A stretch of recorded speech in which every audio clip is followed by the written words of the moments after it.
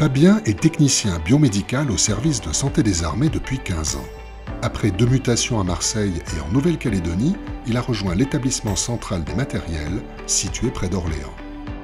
Notre métier, c'est faire la maintenance des ce qu'on appelle les dispositifs médicaux, soit une maintenance préventive pour maintenir les appareils en état de marche et être sûr qu'ils fonctionnent au bon moment, et éventuellement les maintenances curatives, réparer les appareils s'ils tombent en panne pour les remettre en service et qu'ils puissent être de nouveau utilisés. On engage notre responsabilité sur chaque appareil qu'on contrôle, sur beaucoup d'appareils qui vont avoir un impact directement sur un patient. Donc effectivement, c'est notre responsabilité qui est en jeu. On a des relations privilégiées avec les personnels soignants, que ce soit les médecins, les infirmiers, les aides-soignants. C'est cette relation permanente qui permet déjà de mieux travailler pour nous. Contrôler un appareil, c'est bien, mais il faut savoir à quoi il va servir, qui va l'utiliser, comment il l'utilise. Les moments les plus forts qu'il peut y avoir dans ce métier, c'est effectivement quand on est appelé pendant un bloc opératoire, quand le patient est sur la table d'opération, où un appareil est tombé en panne, où il y a une question et c'est urgent. Donc là, effectivement, il faut trouver une solution rapidement. Il faut réfléchir vite.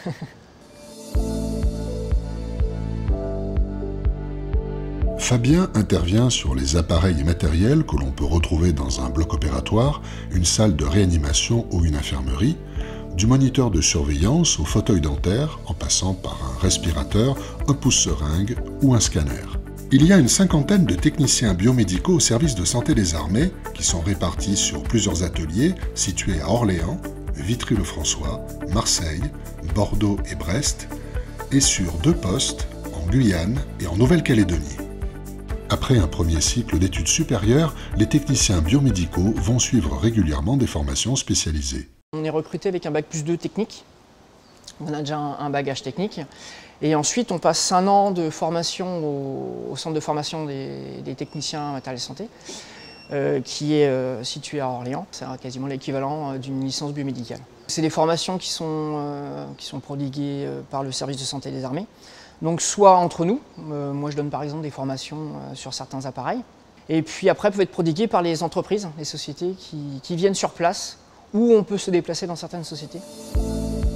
Ces formations régulières apportent à Fabien des compétences techniques qu'il a pu mettre en œuvre au cours d'opérations intérieures et extérieures, avec le sentiment de jouer pleinement son rôle. La satisfaction, c'est le sentiment d'être utile. Alors c'est pas nous qui sauvons les patients, mais par nos actions, par les appareils qu'on maintient en condition, on y contribue un peu quand même.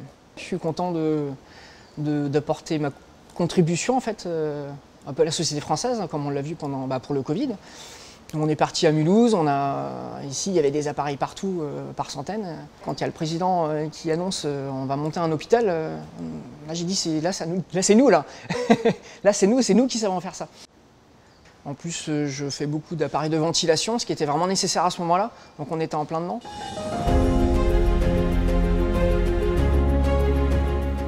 C'est quelque chose que j'avais déjà vécu. En plus difficile quand je suis parti en Guinée pour monter le centre de traitement des soignants à Conakry pour lutter contre Ebola. Je partais monter un laboratoire P3, chose qui n'avait jamais été faite encore en mission. Et puis on partait avec le contexte Ebola, qui était très fort. Il y avait quand même, je crois que c'était un taux de mortalité de 70% sur les patients qui étaient contaminés s'ils n'étaient pas traités dans les 3 jours. Dans un futur proche, Fabien va suivre une formation dans le domaine de l'imagerie médicale et plus particulièrement sur ce module scanner qui peut être déployé sur des opérations extérieures ou monté sur les bâtiments de la Marine nationale. Je ne vais plus être un technicien polyvalent, je vais être un technicien spécialisé. Et le but, ça va être de pouvoir également d'aider mes camarades qui sont en mission, qui rencontrent des problèmes, les aider depuis la métropole ou éventuellement d'intervenir au coup de sifflet, ce qui arrive assez fréquemment, pour aller dépanner ce type de matériel.